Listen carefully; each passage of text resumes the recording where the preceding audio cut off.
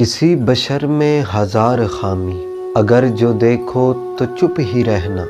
کسی بشر کا جو راز پاؤ یا عیب دیکھو تو چپ ہی رہنا۔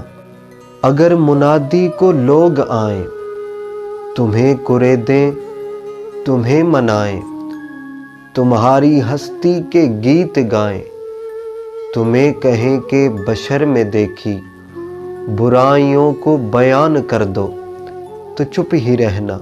جواز یہ ہے، دلیل یہ ہے، ضعیف لمحوں کی لغزشوں کو، حرام ناطے کی قربتوں کو، ہماری ساری حماقتوں کو، ہماری ساری خباثتوں کو وہ جانتا ہے، وہ دیکھتا ہے، مگر وہ چپ ہے۔ اگر وہ چپ ہے تو میری مانو، وہ کہہ رہا ہے